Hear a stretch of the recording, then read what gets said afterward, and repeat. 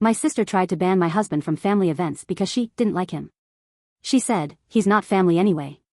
So I had a second wedding, invited everyone but her, and sent her photos from the celebration. I grew up in a small town in Ohio called Ashbury Ridge. You probably haven't heard of it. It's one of those places where everyone's life is everyone else's business, and people still gossip about who brought store-bought cookies to the church bake sale 10 years ago. Family was a big deal in our house. My mom, Celeste, and my dad, Gerald, always told us that family comes first, no matter what. And for the most part, I believed them. Then there's my sister, Marlene.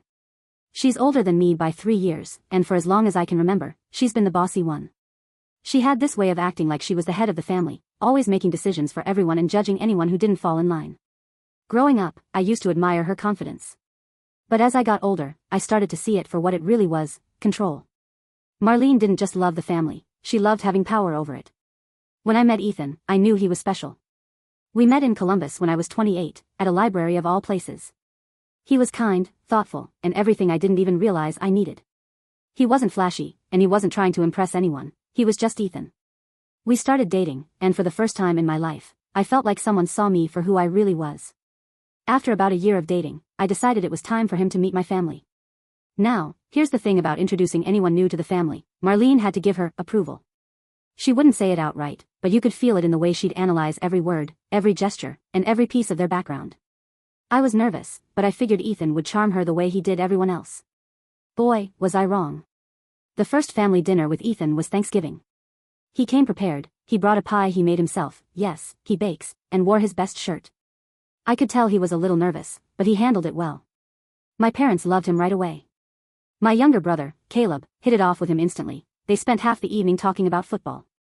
Marlene, on the other hand, was chilly. She barely spoke to him, and when she did, it was to ask questions that felt more like interrogations. What do you do for a living? She asked, her tone dripping with judgment. When Ethan told her he was a middle school teacher, she gave this condescending smile and said, that must be fulfilling, I guess. But don't you ever feel stuck? I could feel Ethan's discomfort, but he stayed polite. I, however, was fuming. Who says something like that to someone they just met? After dinner, Marlene cornered me in the kitchen. Odessa, she said in her usual holier-than-thou tone, I don't think he's the right guy for you. He's nice, but he's just so average. Don't you think you could do better? I was stunned. This was her first impression of Ethan. I brushed it off, thinking she just needed time to warm up to him. But it only got worse. Fast forward a year. Ethan proposed, and of course, I said yes. He planned a perfect little proposal, just the two of us in the park where we had our first date. I was over the moon. We decided on a small wedding, nothing too fancy, just close family and friends. When I told my family the news, my parents were thrilled. Caleb was excited and offered to help with anything we needed. Marlene's reaction, however, was something else. You're rushing into this, she said, shaking her head. Do you even know this guy? He's fine, I guess, but is he really husband material? What's his 5-year plan?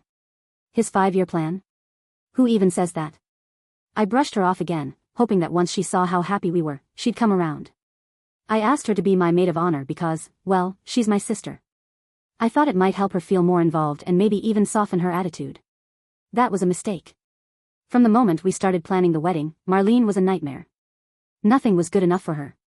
She complained about the venue, the guest list, the flowers, and even my dress.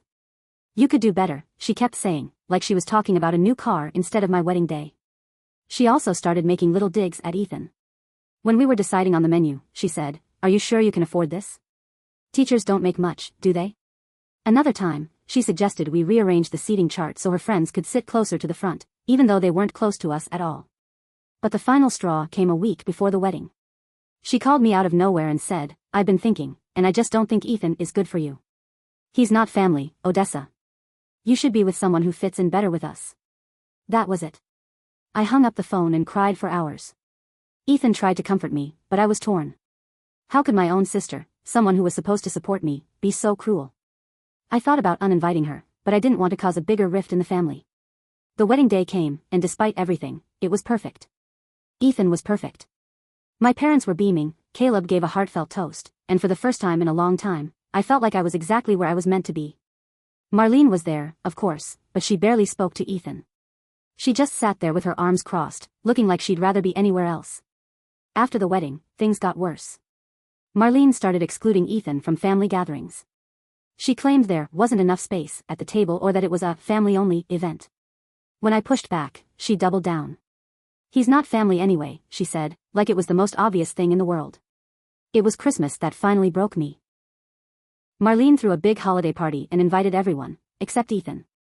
She told me I could come, but only if I came alone. I told her flat out that I wasn't coming without my husband. Her response? Fine. Suit yourself. That's when I decided I'd had enough. Ethan had always told me to let it go, to not let her get under my skin. But this wasn't just about him anymore, it was about respect. Marlene had been running the show for years, and it was time someone stood up to her. So, I made a plan. If Marlene didn't want to treat my husband as part of the family, I'd show her exactly what family meant, without her in it. That's when the idea hit me, a vow renewal. Not the simple, quiet kind people do for milestone anniversaries, but a full-on second wedding. A celebration of Ethan, our marriage, and the people who truly supported us. And here's the kicker, Marlene wouldn't be invited. I ran the idea by Ethan, and while he was hesitant at first, he's not one for drama, he eventually agreed. If this is what you need to do to move on, I'll support you, he said. That's just the kind of guy he is. The planning started immediately. I wanted this to be everything our first wedding was, and more. We picked a beautiful venue just outside Ashbury Ridge, a historic inn surrounded by rolling hills and old oak trees. It was picturesque, the kind of place that looked like it belonged in a movie. I kept the guest list simple, close family, friends, and anyone who had been kind to us over the years. My parents were on board, as was Caleb, who thought the whole thing was hilarious. Even my mom's book club ladies were excited to come. Everyone was in on it, everyone except Marlene.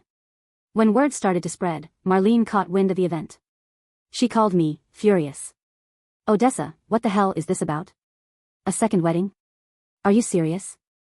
Yep, I said, as casually as I could. Ethan and I wanted to celebrate our love again. It's been a tough few years, and we figured, why not? Why wasn't I invited? She demanded.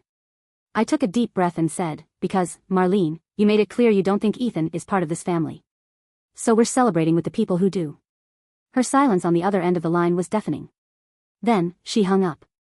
The day of the vow renewal was perfect. The weather was sunny but not too hot, with a gentle breeze that made the trees sway. Ethan and I exchanged our vows under an arch of white roses and greenery, surrounded by people who genuinely cared about us. My dad walked me down the aisle again, and my mom cried just as much as she did the first time. Caleb gave a speech that had everyone laughing and tearing up at the same time. He even made a little jab at Marlene, saying, to family who are here today, and to those who couldn't make it because they couldn't get over themselves. The crowd roared with laughter. After the ceremony, we had a beautiful reception with live music, delicious food, and dancing under the stars. Ethan and I couldn't stop smiling the entire night. It was everything I wanted and more. But the piece de resistance? The photos. A few days after the event, I had a set of photos printed. There was one of Ethan and me cutting the cake, another of my parents dancing, and one of Caleb lifting me off the ground during a hug. Everyone looked so happy, so full of love. I put them in an envelope and mailed them to Marlene with a simple note. Family means everything. Wish you could have been there. Marlene's response was predictable. She called me the moment the photos arrived, screaming about how petty I was and how I was trying to humiliate her. I stayed calm and said, Marlene, this wasn't about you. This was about celebrating the people who love and support us. If you can't be happy for me, that's on you. She hung up again, and this time, I felt no sadness, no guilt, just relief.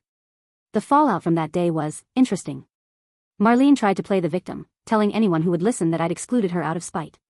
But here's the thing, people knew Marlene. They knew how she was. My parents didn't buy it, Caleb laughed it off, and the rest of the family sided with me. Slowly but surely, Marlene's influence began to wane. She still doesn't speak to Ethan, and honestly, that's fine. I've learned that you can't force people to change. What I can do is protect my own happiness and the happiness of the people I love. These days, Ethan and I are thriving. We still live in Columbus, and we've built a life full of love, respect, and laughter.